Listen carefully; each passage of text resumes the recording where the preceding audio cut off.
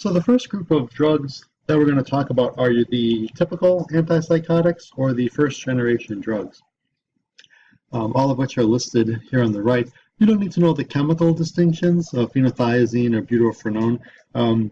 That's just there to demonstrate that basically there are different drugs that have the same kind of chemical properties, but they all, as a class, have a preferential blockade of the D2 receptor compared to the serotonin receptor subtypes.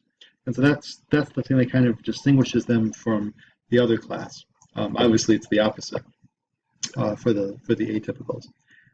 And so from a historical standpoint, these were really kind of the frontline therapy for schizophrenia in the 1950s. And so if you ever see any old movies, One Flew Over the Cuckoo's Nest with Jack Nicholson, or any of the stereotypical kind of portrayals of patients with schizophrenia in hospitals and mental institutions, the vast majority of those patients were on these types of drugs. These are older, and over the years we've kind of seen them shift or expand into other disease states.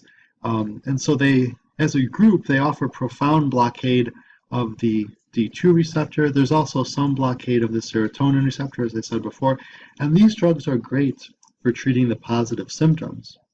They're also great for the acute psychosis management. And so earlier I mentioned haloperidol is a great drug in kind of emergency situations where patients are suffering from an acute psychosis. Haloperidol will basically kind of restore the balance of dopamine and acetylcholine, dopamine and serotonin, and basically stabilize their mood.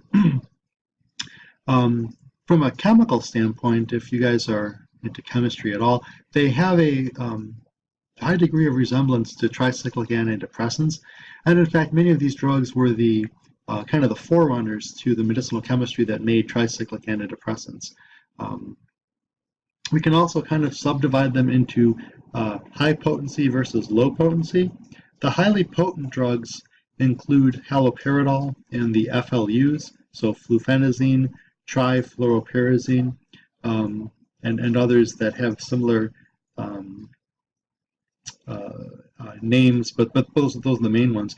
These offer a really potent D2 receptor blocking, and they're associated with a high degree of side effects called EPSEs, which we'll talk about later.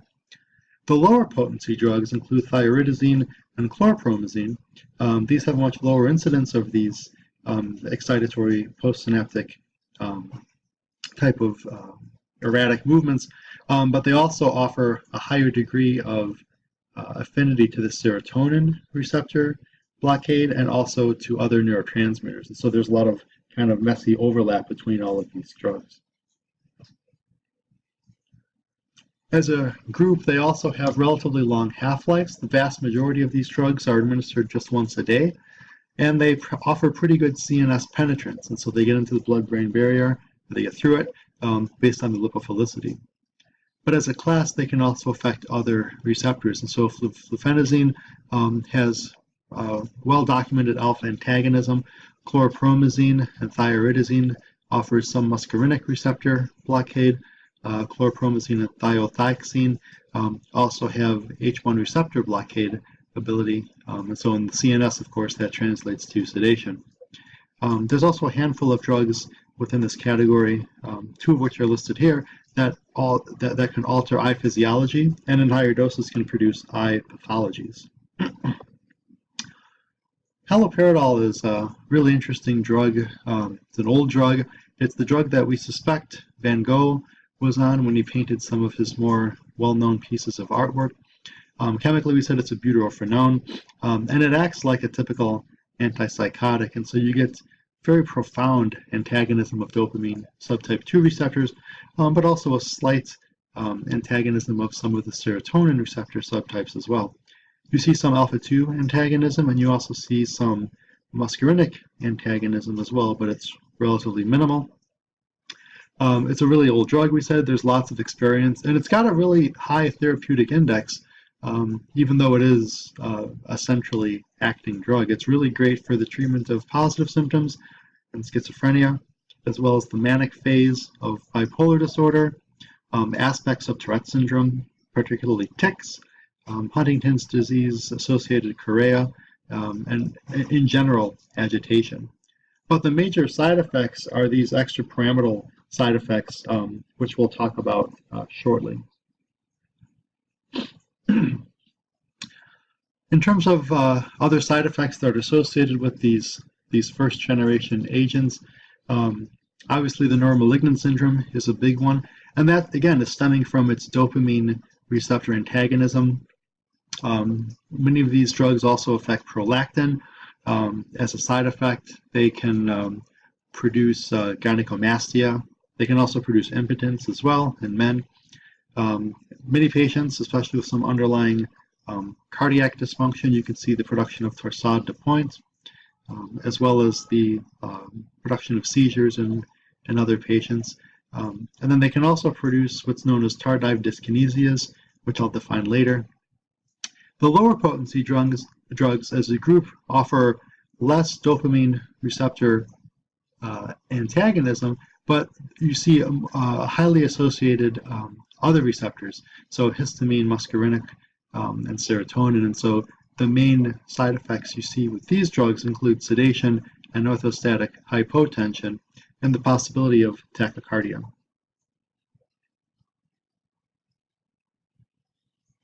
I like this summary slide that talks about the adverse effects of these antipsychotics and their supposed or proposed mechanism. And so in terms of the autonomic nervous system, we can see a loss of accommodation. We can see dry mouth. We can have the patient complaining of difficulty urination, as well as constipation. And a lot of that is coming from the off-target binding of muscarinic receptors. Orthostatic hypotension and impotence, as well as changes on EKG, are suspected to derive from alpha-1 receptor antagonism. And then the other adverse effects can be seen in the CNS. We can see Parkinson-like symptoms, including movement disorders, which we will talk about shortly. And a lot of this comes from the dopamine receptor antagonism or the supersensitivity of the dopamine receptors due to persistent alteration. Confusion typically stems from muscarinic receptor blockade within the CNS.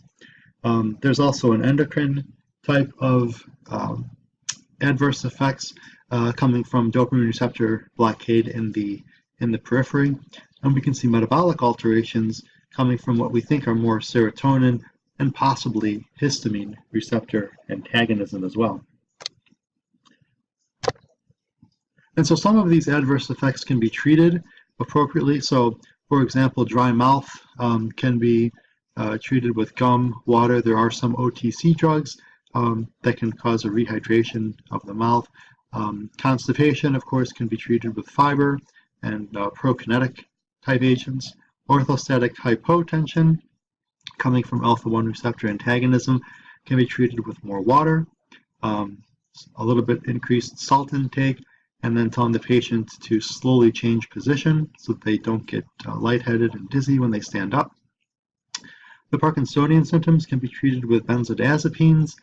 They can also be treated with intravascular or intramuscular anticholinergic type agents.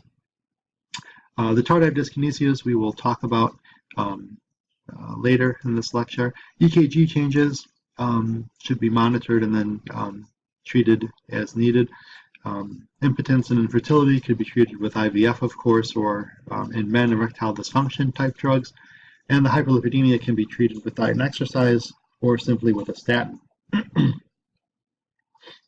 And so these are the main kind of side effects and adverse effects associated with antipsychotics and some of the ways in which we can kind of treat them, because it is better to treat the psychosis and then just kind of manage some of these side effects as they kind of manifest themselves.